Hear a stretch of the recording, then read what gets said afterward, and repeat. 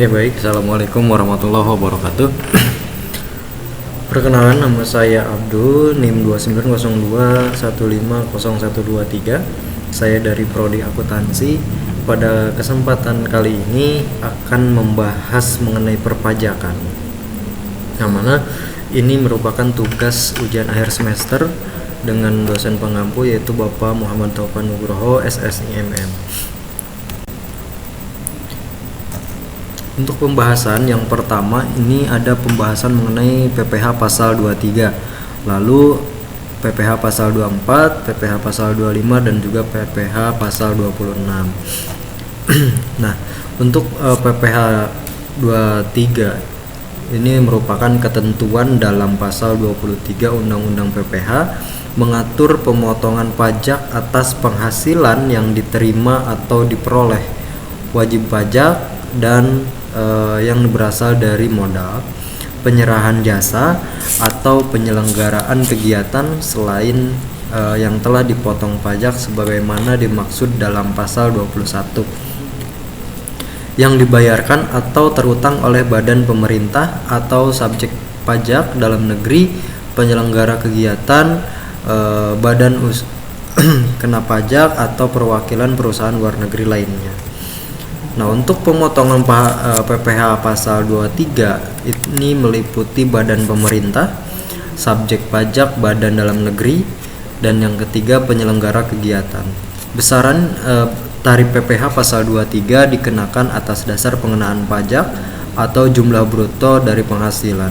Ada dua jenis tarif yang dikenakan pada penghasilan, yaitu 15% dan 2%.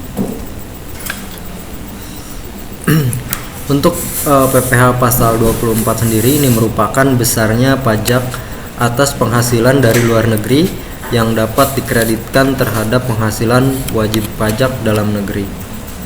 Penggabungan penghasilan luar negeri itu yang pertama penghasilan usaha yang mana diakui pada saat diperolehnya penghasilan tersebut, dan juga penghasilan dividen yang mana ini yang diperjualbelikan di bursa efek ya diakui pada saat ditetapkannya keputusan oleh Menteri Keuangan.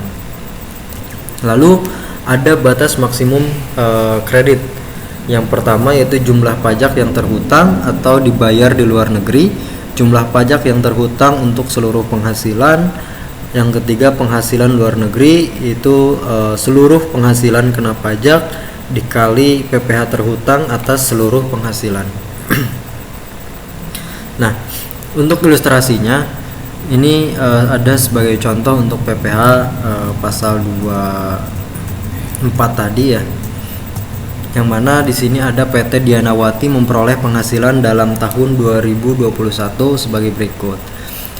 Di negara A memperoleh penghasilan 400 juta dengan tarif pajak 20%. Lalu di negara B memperoleh penghasilan sebesar 500 juta dengan tarif pajak 15%. Penghasilan usaha di Indonesia yaitu 350 juta. Nah, untuk penghasilan kena pajak yaitu 1.250 juta. Untuk PPh terhutangnya sesuai tarif pasal 17 yaitu 28% dikali 1.250 juta dikali 350 juta. Batas maksimum kredit pajak PPh 24 itu masing-masing di negara. Kita hitung untuk di negara A.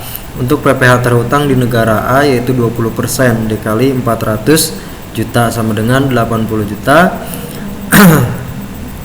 Ini didapat dari 400 juta dibagi 1.250 juta dikali 350 juta sama dengan 112 juta. Besarnya PPh pasal 24 di negara A sebesar 80 juta. Lalu untuk menghitung di negara B, PPh terhutang di negara B itu sebesar 15% dikali 500 juta sama dengan 75 juta, dengan rincian 500 juta dibagi 1.250 juta dikali 350 juta sama dengan 140 juta dengan besar PPh pasal 24 di negara B yaitu 75%. Total PPh-nya yaitu sebesar 155 juta. Ini antara gabungan antara negara A dan juga negara B. Lalu ada pasal PPh pasal 25. Jenis PPh pasal 25 ini memiliki dua subjek, yakni wajib pajak orang pribadi dan yang memiliki kegiatan usaha dan wajib pajak badan yang melakukan kegiatan usaha seperti pedagang atau penyedia jasa. Meski tidak ada pihak yang mungut atau pemotong, baik wajib pajak orang pribadi maupun badan yang melakukan usaha harus menyetor sendiri kewajiban PPh 25 tanpa diwakilkan. Sementara itu, objek PPh pasal 25 adalah penghasil yang diperoleh wajib pajak pribadi dan badan dari kegiatan usaha yang mereka lakukan. Perlu dicatat di sini bahwa PPh pasal 25 tidak termasuk bagi wajib pajak yang menggunakan tarif PPh final berdasarkan peraturan pemerintah nomor 23 orang pribadi pengusaha tertentu. PPh pasal 25 ini merupakan besarnya angsuran pajak bulanan yang harus dibayar oleh sendiri wajib pajak dalam setahun berjalan.